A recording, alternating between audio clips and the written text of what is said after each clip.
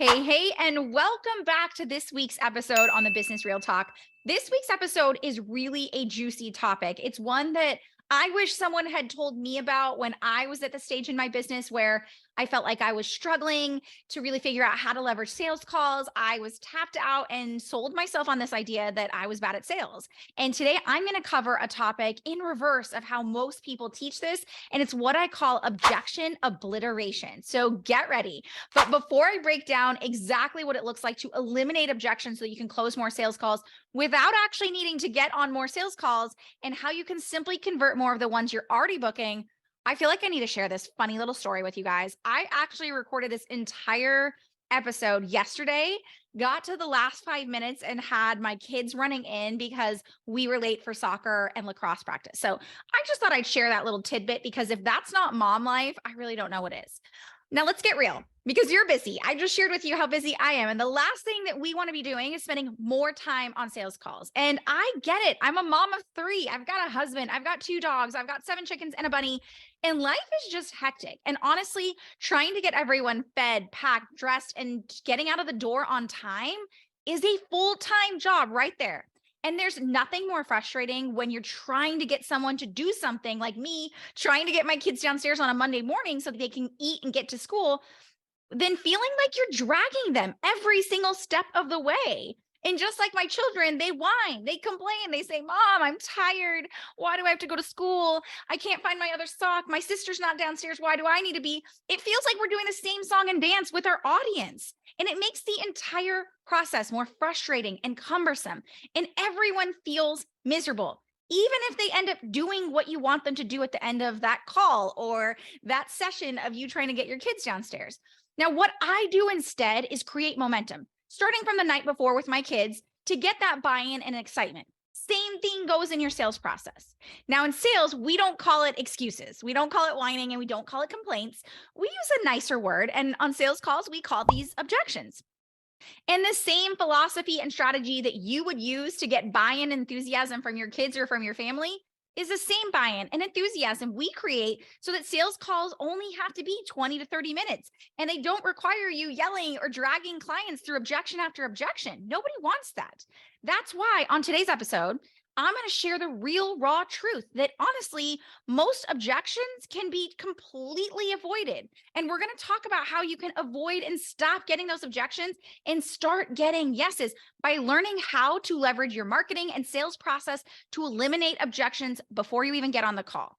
Now, to start things off, I want us to do a quick little math together because it's going to demonstrate for you right off the bat the difference between my philosophy and strategy and what other sales gurus out there are trying to get you to do. And it's honestly what I wish somebody had been able to tell me when I was in the same position in my business. Now, you're normally taught that the most important thing you can do in your business is have a fully booked calendar with pre-qualified leads, okay? That's what everyone's teaching us. That's what everyone has sold us the idea that that's what we need. And the goal that we're given is that we need to try and strive to convert about like 20% of those booked calls into paying clients. Now, I find that in reality, when you're getting on a large quantity of sales calls and you're talking to a lot of people, unless you're some sort of sales god and some sales genius and you're like a master at sales, which a lot of us are not, most people will struggle and they'll push as hard as they can. But honestly, they'll maybe convert about 10% of their calls. And I'm going to tell you that that's actually industry average is somewhere between 10 to 30%. Now, if your goal was that you wanted to close 10 clients a month, okay, you want 10 new clients this month, that means that you would need to take 100 sales calls so that you could convert just 10% of those and get you 10 new clients. And hey, I'm not going to lie, converting 10 clients a month is amazing. It pays the bills and that's awesome.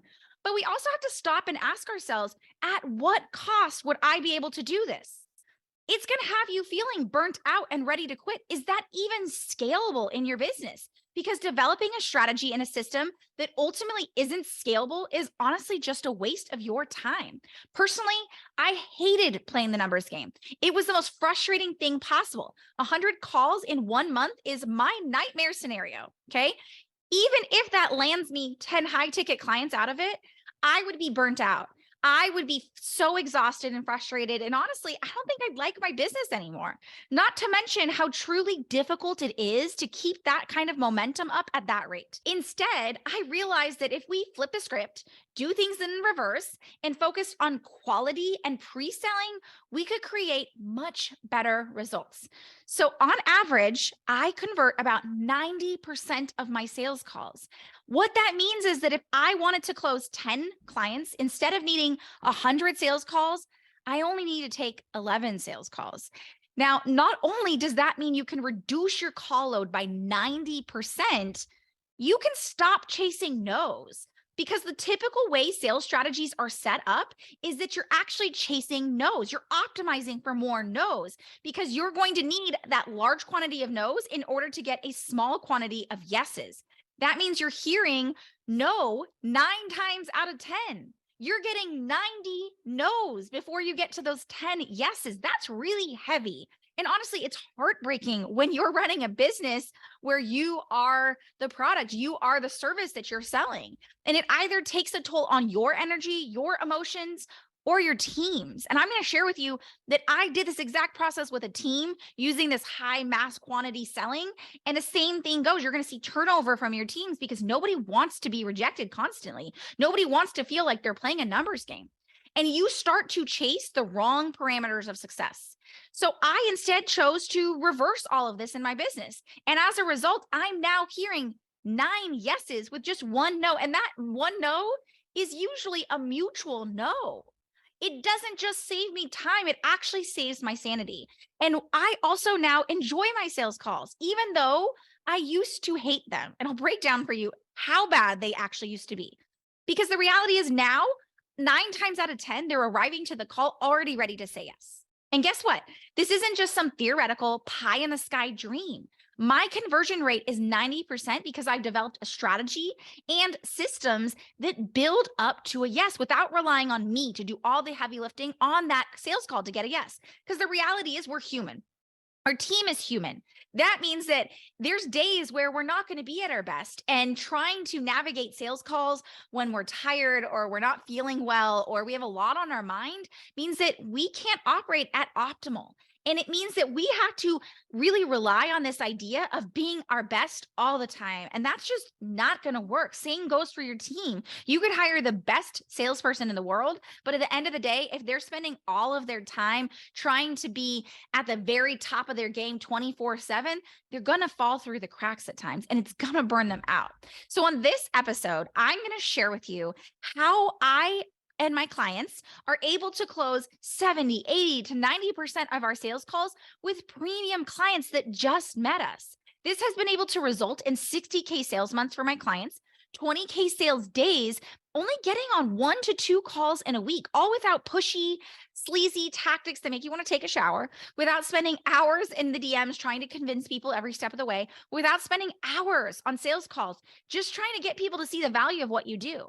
Now, on last week's episode, we started off this conversation by covering why sales may feel difficult right now and why your conversations are less than stellar. Make sure you go back and listen to that episode if you missed it. But as a quick refresher, the big shift we covered on last week's episode is the breakdown between pre-qualifying your prospects and why that alone isn't going to support them to making a decision, and why pre-qualifying focuses on you and your needs. Instead, we talked about why it's so important to pre-sell, where your focus now turns on your prospect. It gives them the power to make an empowered decision, which means more yeses, more of them selling themselves, no more steamrolling, no more handling objections, simply guiding them to make a decision that feels good to them. That is the healthy marriage between marketing and sales. Now, understanding that, I want you to hear and listen to this before we jump into the rest of it. Getting people to say yes is a guided tour. That ultimately what we want is your prospect to make a decision that fits them. Before you get on a call, most of that decision-making should have already happened. That's how you ensure that you're getting on calls with people who want to say yes, that it's eager to say yes, and hitting those 20K days and 90% conversions because you're set up for yeses and not nos. And sales calls can become a formality because newsflash, selling doesn't happen on a sales call. You're going to hear me say that over and over again. So I'm going to say it one more time so you hear me loud and clear. Selling does not and should not happen on a sales call. Now, the truth is, this was not always my story. And I want to be totally upfront and honest with you about this. I'm an introvert at heart, which means I have small bursts of energy, but I don't want to spend all of my energy on peopling, as I call it. And 6 years ago, I absolutely hated sales calls. Now, they were hour-long sales calls. They were exhausting. And if you haven't heard my story before, when I first started in my business, I used to hear no on practically every single sales call. Like, no joke, that was my life. I vividly tell the story over and over again because I think it's so important to hear the difference of what can happen when you no longer try to force yourself to be some perfect sales machine. There was a point where I had booked 10 sales calls in a week and I had heard 10 forms of no on each and every single one of those calls. And I remember sitting on the couch that day feeling completely depleted, completely defeated. And I told my husband, I'm either going to need to shut down my business because I was just bad at sales, or I was going to need to hire someone else to take those calls for me. And I'll share a little bit more about my story on how I actually tried this as well. Now, the problem was that I was struggling with this idea that I thought I was bad at sales. Now, it wasn't that I was bad at sales. It was that I was bad at the way sales was usually taught. You know, the kind of strategies where you're supposed to pressure, you're supposed to convince, you're supposed to push on people's pain points or do whatever you possibly can on a sales call to get them to slide their credit card right then and there. I suck at that. I'm going to be totally honest. That is not my game. I don't do well at that. And it's nothing like what my sales calls look like. Now, I even hired that big name company that told me that I either need to be a sales machine or hire someone to do sales for me. I was convinced that I could never force myself into being this sales machine that pressured and pushed and convinced people. So I decided, okay, let me just hire someone to do sales for me. And they promised me the star and the moon in the form of having a setter that would book me more sales calls because they were convinced that my problem was that I just needed more cold leads and more calls, AKA playing the numbers game.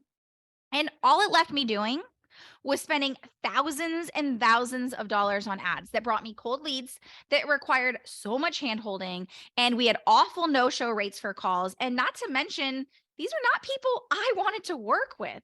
And I spent 6 months hiring and firing a sales team that couldn't perform and wasn't a fit for my business. And I had a sales process that took me out of the sales calls, but turned me into a sales manager. And trust me, that's not any easier than being on sales calls. And what I realized really quickly was that that was never going to be scalable in my business. That instead of those high pressure, pain point selling, awkward sales calls that made me need just an hour to recoup after a call, that if instead I focused on developing the strategy that would feel good and easy, even as an introvert, and that I could treat people like people by building relationships throughout my marketing and strategically helping people sell themselves so they could land on those calls already pre-sold. And that was the difference, right? Knowing that pre-selling was the ticket to me no longer booking a mass quantity of calls for myself or my team, but instead focusing on bringing in the right people that I wanted to work with that were pre-sold on working with me because my marketing did its job. And then my sales system did the rest of the work. And a sales call process really did focus on building a relationship, learning how to ask strategic questions that helped me uncover the root cause of my clients' problems without making them feel icky in the process. It allowed me to methodically move people through the sales call process by building on their eagerness, anticipation for success. I learned to sell pleasure, not pain. Now, that's a huge game changer, okay? And then I learned how to strategically position me and my solution, AKA my pitch, as something that would answer their every single need, desire, and every question they possibly could have. And what that resulted in meant that they could walk away at the end of that call empowered to make a decision. They wouldn't look for ways to fight it, AKA object. Objections are their way of saying, this doesn't feel good. This isn't what I need. It's missing something. So we can let go of all those crappy sales tactics. I'm going to tell you this right now. We can let all of those things go. And I'm going to show you what that means, what that looks like, how you can actually have what I call empowered decision-making happening on your calls because people are excited about saying yes. And not just because of the marketing that we do, but because of the way your sales system is set up, that when they're on that call, it's strategically moving them. It feels natural. It feels like there's no other option but to say yes because every question they've had has preemptively been answered. Okay. And when you make this incredible mental switch and realize that sales isn't simply about closing, or getting someone to just take the action you want them to take blindly. And instead, it's about building relationships and guiding someone through a decision-making process. When you make that switch, here's what's going to happen. You eliminate objections on sales calls and throughout your sales process. And I know what you're thinking. Eliminating them altogether, that sounds too good to be true. And the fact that this sounds almost impossible shows you the amount of bad advice and misconceptions that are already there in the sales industry. And look, I get it. I bet that today alone, you probably got 4 DMs from coaches or appointment setters that promised you some sort of appointment setting system that's going to fill your calendar with 100 pre-qualified calls this month at no risk to you, guaranteed, or you get your money back and they'll come cook your dinner and clean your house, right? I'm guessing that me telling you that you can eliminate objections altogether might sound almost too good to be true as those canned pitches that everyone and their aunt keeps telling you. Here's the difference. We aren't focusing on mass quantity selling. I'm going to tell you this here right now. I don't want you to book 100 new calls on your calendar, okay? Treating people like a number, optimizing your business for no's so you can get those few yeses in between. The last thing in the world I want for myself or for you is a calendar filled to the brim with sales calls. I don't want you to play the talk to as many people as you possibly can to convert 20% on a good week. That's what's going to lead so many people to hating sales calls. Now, here's the deal, and I want you to see both sides of why sales calls have become this negative thing in people's lives. As the provider, you being the coach, the consultant, or expert business owner, you hate getting on sales calls because you're hearing no.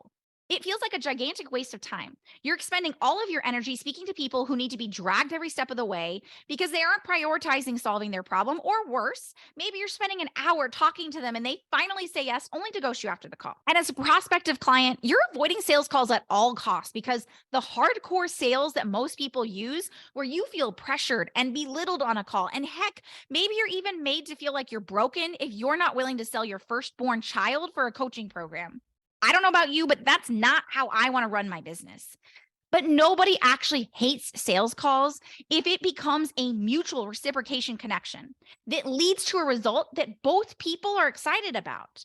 For you as a provider, that means you hearing yes. That means you having clients who tear up on sales calls, thanking you for your time, grateful to hand you their credit card and say yes, because this is what they've always been waiting for. And as a prospective client, feeling like you finally found the person who gets you, feeling like that person just created something handcrafted and you finally have the solution to your problems. That is a reciprocal energy of getting the result that they want. I instead have made it my mission to build a marketing and sales system that pre-sales leads, that gets them so eager and excited that truly your call becomes a formality. And leveraging a sales call system that is literally built to create empowered decisions, where you are strategically and methodically and using connection and relationships, moving your prospective client to feeling like a yes is the only and obvious solution. Now, there's a reason why that happens. There's things that have to happen in order for that to occur. And I'm going to break them all down for you. And I want you to be able to experience what it feels like to get it on sales calls with people day after day, like I do, like my clients do, where you start the call and you get to them on there. And the first thing they say is, I just want to share with you that I'm fangirling over this moment of being with you. I am so excited. I cannot wait to start working with you, before you've even opened your mouth. Sales calls for me and my clients are about ensuring it's a mutual fit. So I want to be very clear. The way that most people look at sales calls, it's about you getting on a call and a prospect grilling you so that they can throw 1,000 objections your way. But I want you to realize that a sales call is your opportunity to determine if that person is someone you want to work with.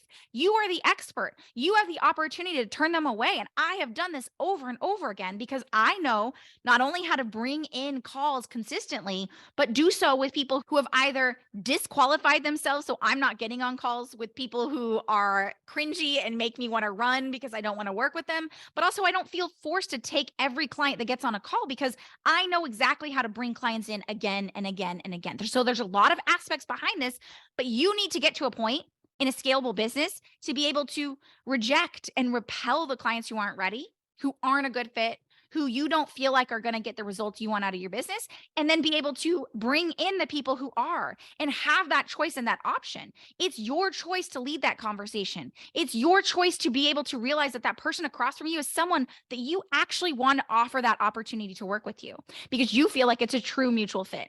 And I want your prospect to walk away from a call, whether or not they work with you, and one, be able to say, oh my gosh, this person changed my life. Like, I really believe that sales calls should be that kind of opportunity. And I myself have done this, and I have helped all of my clients be able to do this, that if someone walks away and you don't believe it's a good fit for whatever reason, they walk away feeling like that was a gift that they were so thankful for. But not only that, that you're getting on calls with people and 80, 90, 70% of those are turning into people saying, this is what I've always been waiting for. Thank you. You become the gift. That sales call becomes an opportunity. And I want you to know that I went from hating those sales calls to loving them. And I stopped getting objections. It's simple as that. So I'm going to break it down for you. I'm going to show you how you can get people who are eager to say yes and how to have a sales call system that does that for you so that you're not focusing on you, so that you're not pressuring people to get where you want them to go. Now, before we go further into this episode, I want to be clear. I want to pause. I want to invite you to take a deep breath, and I want us to have a real talk moment. Most of us are already spread way too thin. And to be honest, we're so deep in all of this that maybe we just don't have the time or ability to feel like we can zoom out and take a look at our client acquisition and sales system from a holistic perspective. And on top of that, I'm guessing that rather than you having your business be a source of abundance, excitement, and freedom, then maybe that day-to-day just produces exhaustion, frustration, worry, and anxiety. And this is what so many expert business owners are going through. And a lot of it is because you're wearing so many different hats. You're the CEO, you're the social media manager, the content creator, the sales rep, the coach, the manager, and everything else. And it's a lot. And it's not the sense of I'm hustling for 12 hours a day a lot, but I'm talking you're spending morning, afternoon, and night fumbling through these ideas in your brain, seeking and searching for a way to make everything fit perfectly. And while your family and friends may look at you and think that you're doing things perfectly and you've got the life that most people dream of, you want more. So can we just take a quick second and accept that? That the fact that you are programmed to want more is not a bad thing. And I'm proud of you. You want to change the world in your own way. You want clients that rock your world just as much as you rock theirs. You don't want to chase clients and leads because you know that what you do is so freaking valuable. So let's honor that. And you want even more ease. You want feeling that truly settled in your ideas, your marketing, your sales, all of it. You want to know what's happening. So I want you to imagine this for a quick minute, and then we're going to get into the teaching. You wake up in the morning so freaking excited. You know what your day looks like, and you have a mix of feelings that you're so excited to jump into your day. And you love the fact that you get to wake up slowly. You get to take your time to start your workday. You turn on your computer and you have 2 new messages because let's get real. You had to turn off those notifications because A, boundaries, and B, people are always up in your inbox. And you see a message that says, what you said in your post was so incredible. I've spent so long trying to figure this out. And I've tried one thing after another. And then I stumbled across your post and it was like you wrote it just for me. And it makes perfect sense. Can we hop on a call this week to chat about your one-on-ones? I'd love to get started. You smile. You know this is your norm now. You know that people thanking you for your content, expressing how things finally made sense because of you. And you know that they're grateful, they're eager, they're ready to work with you. There's no hesitation, no question of your value. They're just ready. You're so at ease and everything just works. And you can't imagine your life not looking like this because it feels so normal now. Ideas become opportunities, marketing becomes an inbox of leads, calls become dream clients. It's all just working. This can be your reality. And I'm guessing that you've been sold a dream like this a lot of times before. Chances are it's one of the reasons you decided to be a coach in the first place. And one of the biggest roadblocks to getting there is understanding how powerful it is to have a marketing system that pre-sells for you and then understanding objection obliteration, that equals the easy yes.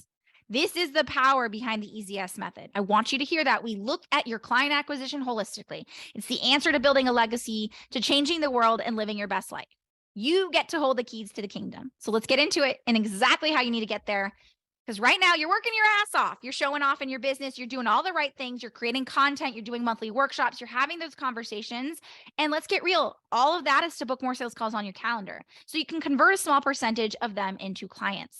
And it's time to make the shift because we're done with converting 20 to 30% of our sales calls. That's not a win anymore. We don't want to spend 15 plus hours on sales calls. We don't want to have you banging your head against the wall trying to figure out what the heck can I do to do better. And if you hired that sales coach or you've worked on your pitch for the 100th time, Don't worry, we're going to fix it. And if you've built out the pre-qualification process that asks all the perfect questions and you've got a script that really should be crushing it, don't worry, we're going to talk about it. So let's get into it because I said it again and I'm going to say it one more time. Sales don't happen on a sales call. So here's what you need to understand, because the truth behind obliterating objections is that you need to understand the three biggest reasons why objections come up in the first place. I think where a lot of people get this wrong is we have been taught to handle objections. You can't see my air quotes if you're listening on the podcast, but handling objections is essentially us saying we didn't do our job. We didn't get them to where they need to be. So my goal for you here is that you understand why objections come up in the first place so that we can address this in our marketing and we can address this in our actual sales call process. Because if we do this correctly, we can absolutely avoid objections altogether. Okay. So here are the three things. Grab your pen and paper if you need to. Number one, you haven't given enough information for your leads to feel confident in making a decision. That is the number one. Okay. Number two, you haven't developed the connection or positioning between their wants and needs and desires to how you solve the problem in a unique way that lets them feel and see the promised land of working with you. Number three, you haven't done a systematic approach to this where you can address their fears, where you can get them to pre-sell themselves. You haven't allowed them to make micro decisions. And I want you to hear this because I don't think a lot of people say this out loud, and it's probably one of the most important things. Most of what I'm sharing with you so far, those three things, should have been addressed preemptively in your marketing and sales system. That means before they get on a call. If most of it, I'm talking like 60, 70, 80% of that wasn't addressed on your marketing, then that means your sales call is going to be brutal. We don't want that. We want you to be able to predict your sales. We want to be able to know that when I get on calls, I'm getting those conversions because your marketing has done that heavy lifting for you. And most of the decision-making process is already done before they get on a call. And your prospective client should have made most of their mind up before they even say hello on a call. So let's break down a deeper look at those three things I mentioned to you. The first reason that objections come up in there is because a potential client lacks the information they need to feel confident in making a decision. How do we address this? Now, there's three questions that your prospective client has that you need to be able to answer. It's what do you do? How do you do it? Why that's important. Okay. Now, again, most of that should have already been covered inside of your marketing. They should know what you do. They should know how you do it, and they should know why that's important before you even get on a sales call. Now, hypothetically, we're going to talk about the fact that we're going to address this in both places because repetition is the king and queen of getting the result you want. Now, this is not about modules. This is not about features and benefits. It's a clear articulation of those three facts. It's also not your title, okay? Those I help statements sound really pretty and good, but it's only one piece of the puzzle, okay? So here's what I want you to realize. It's about what do you help your clients accomplish? So here's an example so that you can see, and I'm going to just tell you guys up front, I made this person up. This person does not exist. So if you think it sounds awesome, it's me behind it, okay?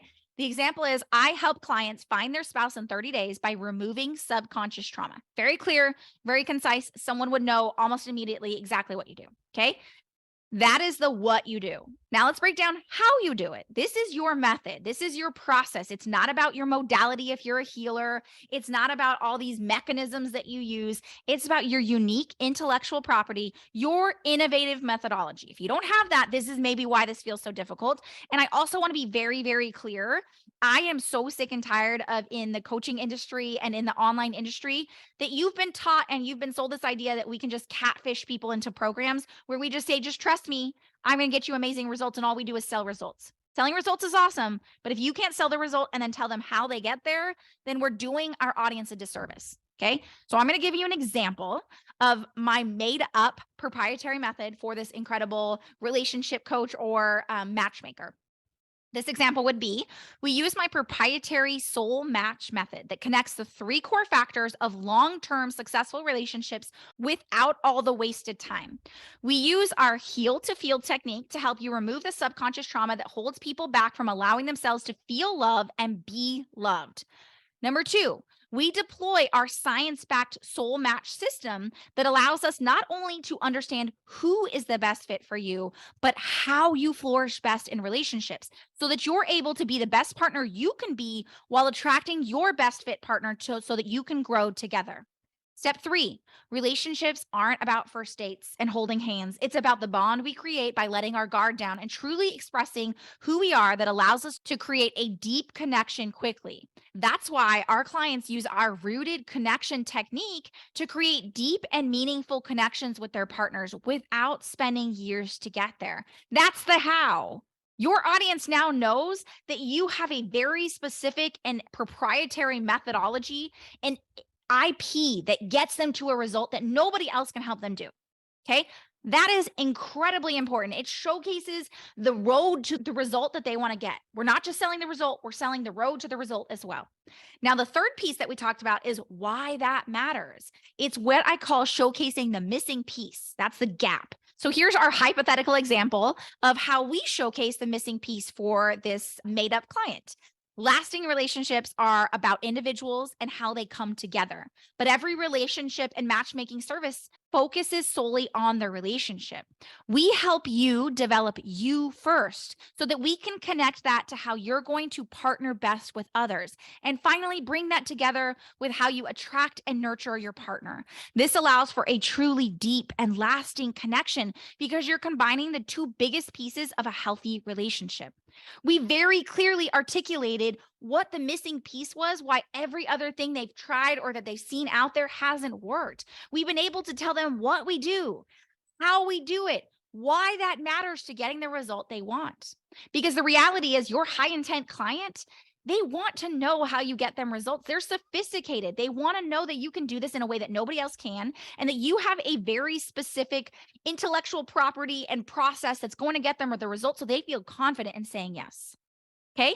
When you start connecting those dots for them prior to the sales calls, those objections become obliterated. Now, we double down on that and actually bring this up on the sales call as well so that we can reiterate that. So we can create repetition in your message and build that confidence even more. Now, speaking of connecting, that brings us to the second thing that really needs to happen. It's that lack of positioning, that lack of connection between their needs and desires and how you solve that problem.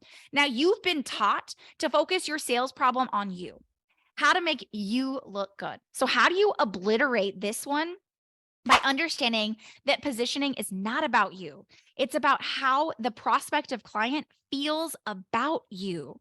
To create connection and thereby eliminate the possibility of objections, your goal is to give them just enough information about you so that it connects back to how that makes them feel, how that makes them the hero, how it's going to allow them to create the solution and resolution they want. Your marketing and sales process is a journey for your prospective client. The better they can identify their needs and see you as a solution, the easier getting to a yes will be. Creating positioning that makes your potential client feel connected while seeing you as the only solution removes all that pressure and focuses instead on making it a mutually beneficial relationship that ends with your client walking away excited and eager. And finally, let's talk about the lack of systems that you have to address their fear. This should not be all put on you. You should not have to do all this heavy lifting. Sales are systematic, like everything I teach. There's a system for increasing conversions and eliminating objections, and it doesn't just happen on the call. So how do you obliterate this? By understanding that a lot of those objections come from fear and pressure. When someone feels backed in or in a state of pressure, they shut down. What our goal is, both on your marketing and in your sales process, is empowerment, is giving them coming from a place of excitement, that people feel excited and anticipate that eagerness to say yes instead of making it fearful. The number one thing I hear after a sales call with someone is, it's like having a magnifying glass on all the things that they can't wait to get started. They literally message me after the fact and say, I can't stop thinking about our call because everything you said is just making me so excited. That's what we want our prospect to feel on a sales call. We don't want to handle objections. We don't want to pressure. We don't want to tell them that they're doing something wrong if they don't feel good. Now, one of my favorite responses from a client is one who hated sales calls, and she hated doing them. And she started to use my sales call system. And she said that the prospect got on the call and she literally said to her, can you just stop talking so I can say yes? Or when another one of my clients said, "This is crazy, Naz. People are saying yes before I even open my mouth on the call. You weren't kidding. Pre-sold clients are amazing."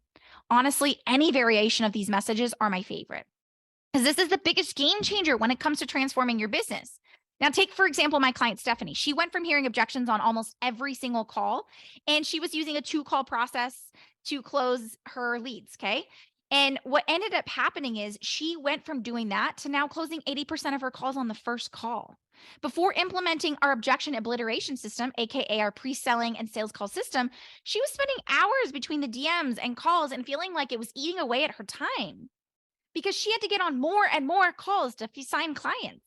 She was on the brink of hiring a closer on her team, and she was convinced that the problem was her and that someone else could do it better.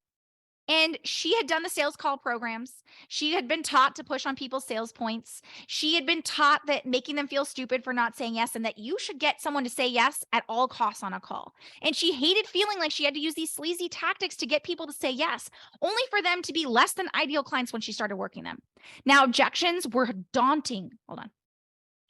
Objections were haunting her business, and they were a big reason why she was trying to avoid sales conversations altogether. So when she came to us, we told her that there was a better way, a way that would allow her to choose who she wanted to work with and be in the driver's seat of sales calls. And the best part, no more objections. And that's exactly what we did. We helped her create a sales strategy that rendered her clients objectionless. And within a few weeks, she sent me a message saying, "Everyone's saying yes. It's the weirdest thing.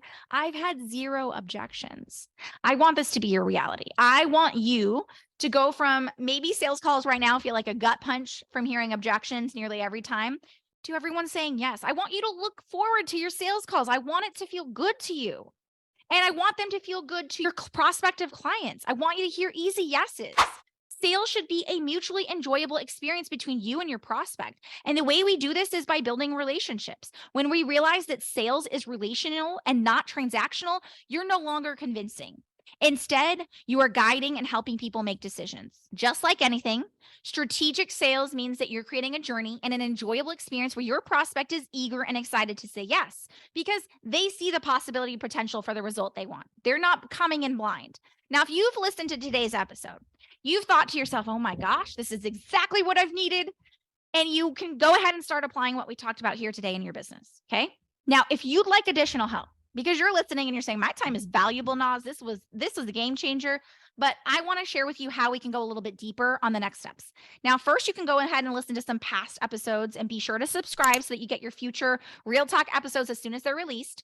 Or if you want to learn more right away, make sure that if you haven't already, go to my bingeable mini series where I break down the entire Easy Yes method for you, because this is just one piece of the puzzle. You can do that on easyesleads.com. Or if you want to skip to the front of the line, you've maybe listened to a couple episodes, or maybe this was it. You listened to this episode and you said, "Naz, I get it. Oh my gosh, you really do understand what you're saying. And I want something that feels like an easy yes for my audience. And I want to feel like it's an easy yes when I get on calls." Then I want to invite you to see and experience what it feels like to get on a call with me. I offer what I call blueprint calls. These are no pressure. I'm not here to push you and get you there. But what I am going to do is help you identify where the biggest gap currently is in your client acquisition process. I'm going to show you how we can actually solve for that gap. We can optimize it and make it work even better. And I'm going to share with you how my Easy Yes method can do that. You can experience firsthand why my calls are so massively transformational for my clients. So if you want to book that call, check out the show notes, but it's easyesleads.com/call. And on next week's episode, we're going to wrap up this series on creating an easy yes sales process by covering a topic I've actually never publicly shared before. It's what I've called conditioned buying, or conditioned to buy. So be sure that you subscribe and tune in next week. And as always, we appreciate when you like, subscribe, and share this with others, because it allows us to support and serve so many others out there. But until next time, let's keep it real.